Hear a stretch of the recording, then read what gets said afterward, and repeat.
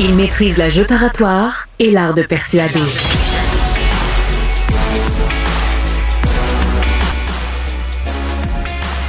Alexandre Dubé. Alors, notre rendez-vous de tribune téléphonique, la question est très simple, ça va toucher le domaine de la santé, l'accès aux médecins. Alors, essentiellement, ce que je vous demande, est-ce que vous avez enfin espoir d'avoir accès à un médecin de famille, avec l'entente, avec les médecins de famille, avec les nouvelles promesses aussi, là? Hein? Je vous mets sur votre radar, vous l'avez peut-être pas vu passer, une nouvelle promesse des médecins de famille qui veulent inscrire 180 000 patients vulnérables d'ici le 31 mars. C'est bientôt, le 31 mars. Là. C'est quoi? C'est même pas un mois et demi. Alors, Isabelle, tu nous rappelles les numéros de téléphone pour que les gens puissent réserver de un leur circuit ou nous texter aussi. Bien, tout fonctionne ici. Hein. 187 Cube Radio, 1877-827-2346. Je vous suggère d'ailleurs d'entrer ce numéro dans vos favoris. C'est plus facile après pour appeler. En réaction, le docteur Benoît Eppel est médecin de famille en Estrie, un ami de la station d'ailleurs. Bonjour, docteur Eppel. Bon matin à vous deux. Alors, 180 000 patients vulnérables pris en charge d'ici le 31 mars d'ailleurs. Est-ce que c'est réaliste selon vous? C'est du monde pas mal d'ici 5 semaines. Je peux vous dire que hier, on a eu cette présentation-là de la FMOQ. Il y a beaucoup de réactions chez les médecins. Est-ce que c'est réaliste? Je vous dirais que c'est extrêmement ambitieux. Il faut dire que c'est de l'inscription individuelle ou de l'inscription collective. Et ça peut être aussi un engagement d'inscription, dans le sens, une clinique pourrait dire on en prend 1000, ils ne vont pas nécessairement les voir les 1000 d'ici le 31 mars, mais c'est un engagement.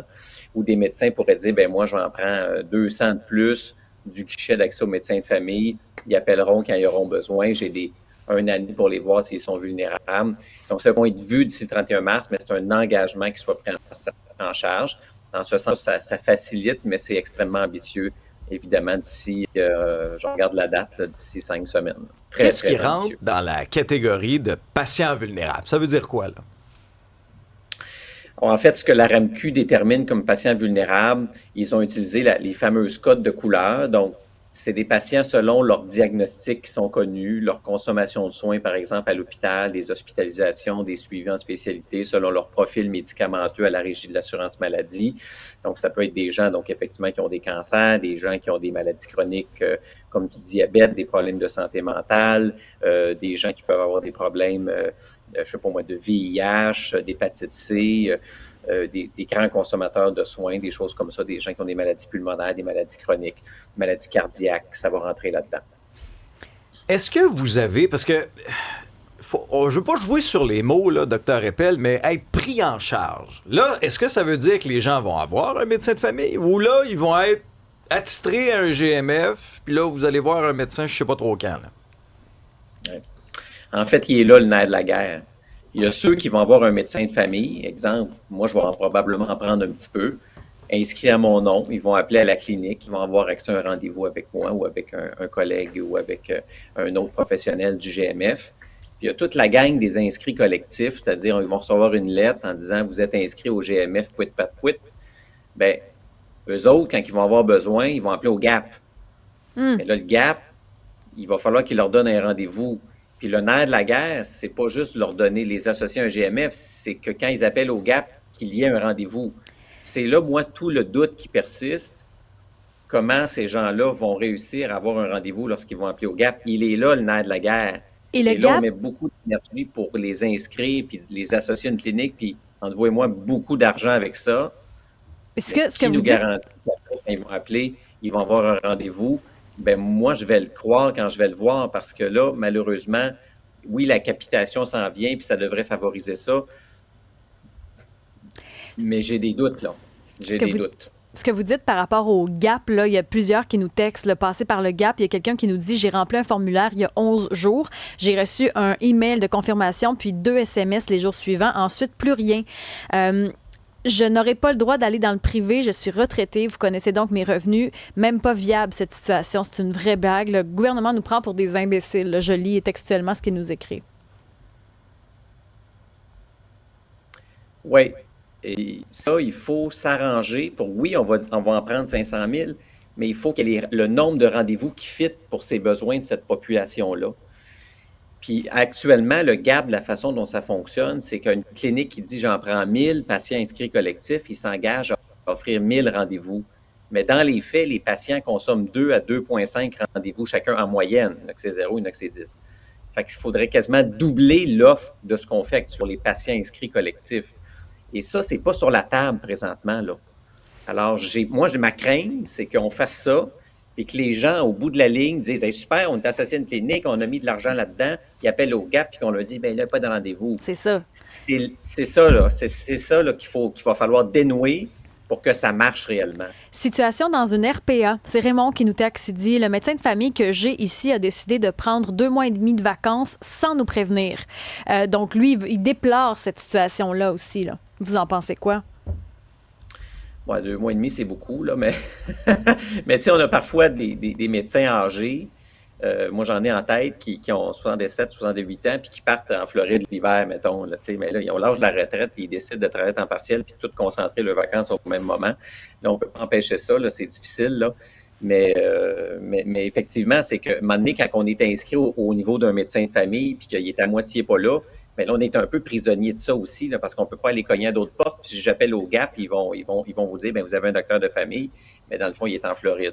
Fait que oui, ça, c'est un enjeu, effectivement, dans certaines circonstances. Les gens ont des médecins, mais ils ne sont pas capables de les voir. Là. Vous avez vu, Dr Eppel, certainement passer les manchettes hier de tous ces médecins, finalement, qui, dans les derniers mois, ont décidé de quitter le réseau public avec ce qui se passait, l'ambiance, le climat social, la négociation. Là, alors, sentez-vous les contre-coups? Là? Exemple, au niveau de la médecine de famille, là, parce que c'est l'objet de notre tribune aujourd'hui, je vous rappelle, là, est-ce que vous y croyez encore aux promesses de prise en charge de la part des médecins? Mais là, dans le contexte actuel, s'il y en a des centaines qui s'en vont, c'est parce qu'un médecin, vous avez quoi, 1000, 1500 patients à votre charge? Comment ça peut devenir réaliste là, s'il y en a beaucoup qui quittent la profession, puis vous dites oui, on va en prendre davantage, parce que vous comprenez un peu le scepticisme de la part de plusieurs personnes? Puis ils ont raison, puis je vous dirais que le travail qui est fait sur le terrain, c'est d'essayer de garder les gens actuellement. Là, il y a eu toute cette crise. Il y a des gens qui sont partis. Moi, j'en ai dans ma région qui ont quitté le Québec, puis qui, malgré la résolution du conflit, ils sont partis pareil. Il y avait des engagements, puis ils sont partis. Des retraites prématurées, des gens qui ont mis la clé sous la porte, il y en a eu. Actuellement, il y a un travail qui est fait sur le terrain dans plusieurs régions pour essayer de garder ces gens-là en leur disant, bien, écoutez, êtes-vous capable de prolonger un peu avant de partir, malgré ce que vous aviez dit, pour essayer d'atteindre cet objectif de 500 000? Vous avez raison, le quart des médecins de famille a plus que 60 ans, et ça n'a qu'une gang, ils vont s'en aller. Fait que si on en remet 10 000 sur le guichet et on en prend 10 000, c'est zéro. Là, la finalité, c'est zéro. C'est là. Fait que c'est vrai que c'est pas aidant. Puis je vous dirais que les données qui sont sorties de la RAMQ cette semaine, le nombre de médecins qui se désengagent, c'est-à-dire qui s'en vont au privé, est dangereusement à la hausse. Là. Et pas juste, moi, je vous dirais que ce qui m'écoeure le plus là-dedans, puis le mot écœuré est faible, c'est que c'est non seulement des gens parfois qui quittent pour aller faire de la médecine privée, du style je vais faire du suivi de clientèle au privé, là, mais il y en a une gang qui s'en va au privé pour faire du botox, puis pour faire du filler, puis pour faire de la transplantation de cheveux, puis des varices. Il y a de plus en plus, moi j'en vois des jeunes diplômés, là, des spécialistes pour lesquels on attend des années de temps, que je vois apparaître sur Facebook dans le maudite clinique privée. Elle dit, mais on va vous injecter, ça va tout être beau. Puis pourquoi? Alors que des gens attendent pour avoir des soins. On va vous dire, je trouve ça scandaleux. Mais pourquoi? Je trouve ça complètement scandaleux. Et ça s'accélère, cette patente-là. Alors, je ne sais pas comment on va y arriver collectivement s'il n'y a pas une autoresponsabilisation de la profession médicale, là, parce qu'on n'y arrivera pas. Là. Pourquoi il y a ce virage-là? Bien, écoutez, je pense que les gens s'écœurent. Les gens ont été écœurés là, avec ce qui s'est fait récemment. De longue date, les gens se tannent du système. Puis dans certains cas, moi, je me questionne de plus en plus s'il n'y a pas un appât du gain. Là. Hein, quand on se met à faire du botox à je ne sais pas combien de piastres l'unité, là, puis du filler, là, je ne pense pas que personne n'a fait son cours de médecine pendant 7-8 ans pour aller injecter des rides de madame. Là. Fait que, est-ce qu'il y a un appât du gain là-dedans? Moi, je vois pas autre chose, là, parce que sur le plan intellectuel, il n'y a rien de pertinent là, entre vous et moi. Là. Beaucoup d'exemples de personnes déçues du traitement d'un médecin. Il y a quelqu'un ici qui dit « J'ai rencontré une médecin qui n'a pas renouvelé mon Ativant et m'a seulement fait faire une prise de sang. Mon problème de fatigue est encore présent et en cas de crise d'anxiété, je n'ai plus de médication. Vive les médecins qui en font le moins possible. Je suis enseignant, travailler comme eux, j'arriverai jamais à accomplir toutes mes tâches. » Alors, c'est vrai ça, Dr Eppel? Voyons que les médecins en font le moins possible. Vous répondez quoi à ça, vous? Ben moi, je pense pas. Là. Moi, je vois mes collègues aller, puis moi-même, on en fait toujours tout ce qu'on peut. L'affaire qu'il y a, c'est qu'il y aura toujours des moutons noirs. Tu sais, je pense au Gap, là, où les gens se font dire il y a juste une raison de consultation. Moi, j'ai des résidents en formation moi-même. Quand on voit des patients, moi, j'essaie d'en faire le maximum à chaque fois. Mais il y a effectivement des gens qui ont des pratiques que j'appellerais déviantes ou qui sont pas à valoriser, où ils disent aux patients, c'est une affaire, puis après, tu sacs ton camp, puis sinon, tu reviendras. Tu sais, il y a des pratiques qui existent, là, qui ne sont pas majoritaires, mais qui ne sont pas, à mon avis, défendables.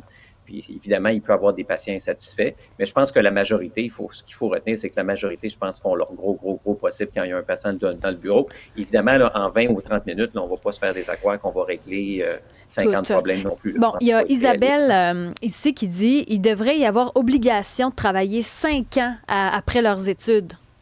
Vous en pensez quoi? C'est déjà en place. Il y a déjà, oui, c'est ça, c'est déjà fait, hein, ça. C'est déjà en place. Ouais. En fait, c'est déjà en place. Effectivement, les nouveaux, ça, c'est quand même une loi qui date de quelques mois, travailler 5 ans dans le réseau public.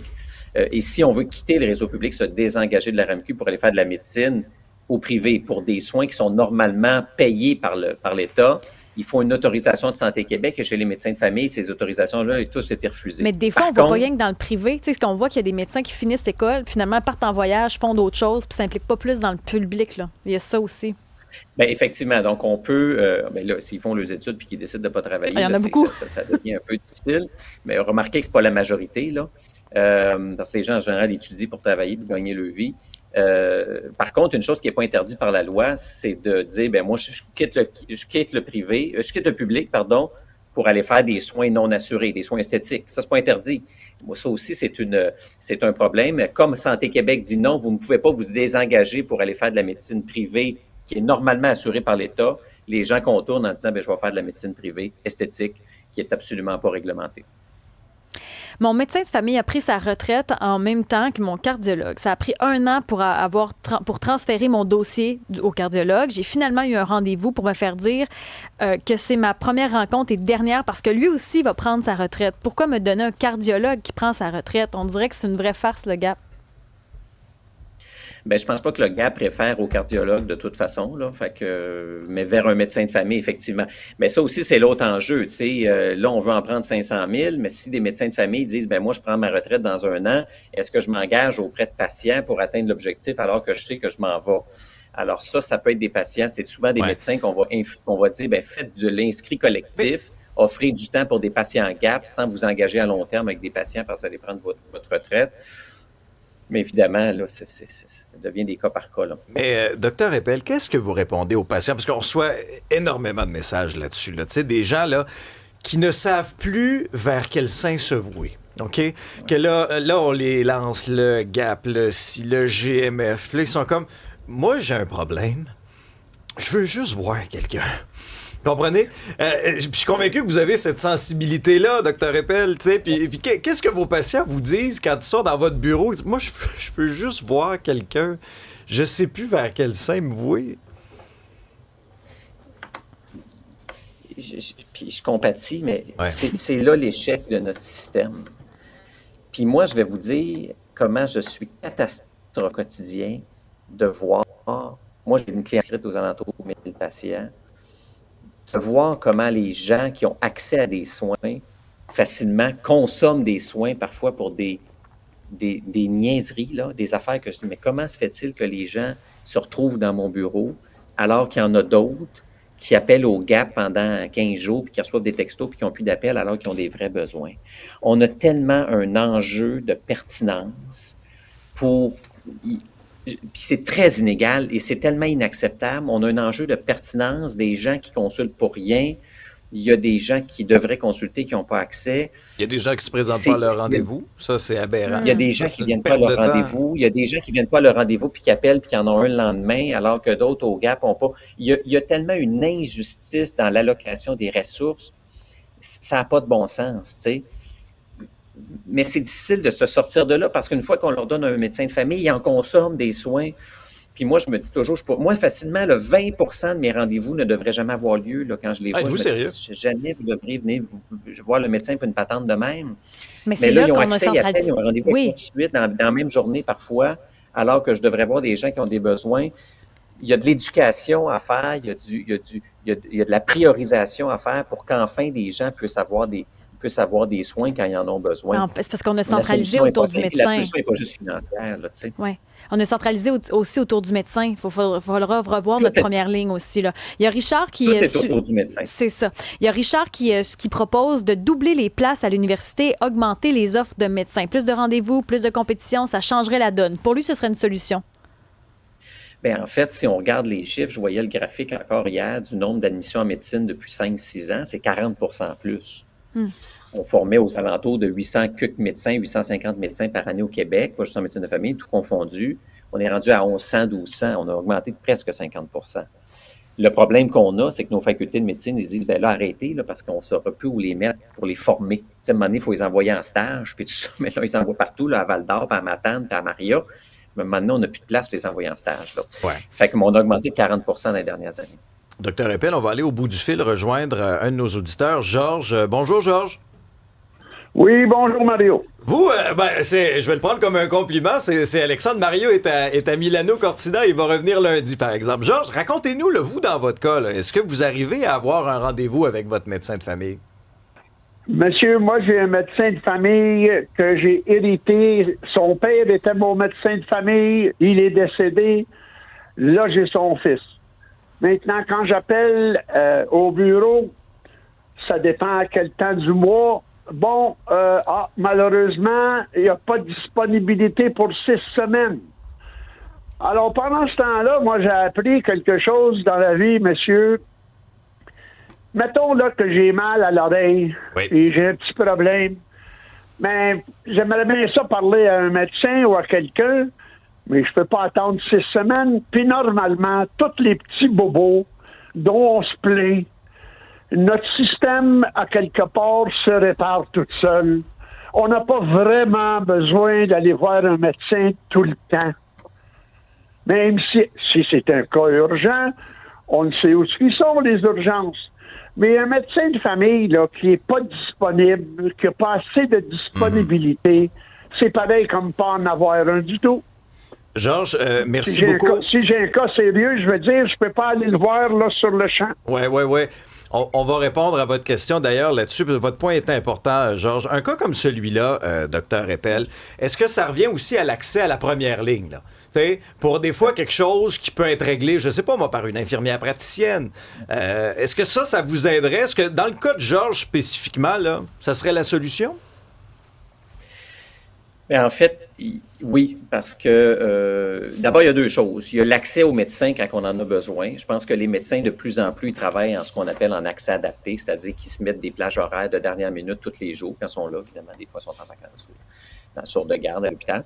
Donc, moi, je travaille comme ça. 50 de mes rendez-vous, moi, sont donnés en moins de 72 heures. Okay? Donc, il y a moyen de gérer les horaires pour ne pas avoir des affaires dans 6 semaines. Moi, mes horaires ouvrent pour 2 semaines. Il n'y en a pas dans 6 semaines. C'est un rendez-vous là. Ouais. Donc, ça, c'est l'accès adapté. Il faut valoriser ça. Les jeunes médecins le font de plus en plus. Puis d'accepter, il y a beaucoup de patients qui sont mis dans nos horaires parce qu'ils refusent de voir. Le secrétaire le nomme, votre problème pourrait être vu par l'infirmière. Non, je veux pas, je veux voir mon docteur. Mais non, il faut apprendre que quand tu as ton mal d'oreille, peut-être qu'il pourrait être vu par l'infirmière. Et dans le cas de... Il faut accepter ça aussi, là. Et dans le cas de M. Georges, lui, il y a eu le père, il y a eu le fils. Là, le prochain, il faudrait peut-être une autre. Je sais pas si ça va être le Saint-Esprit, mais ça va être peut-être une 3e génération de médecins.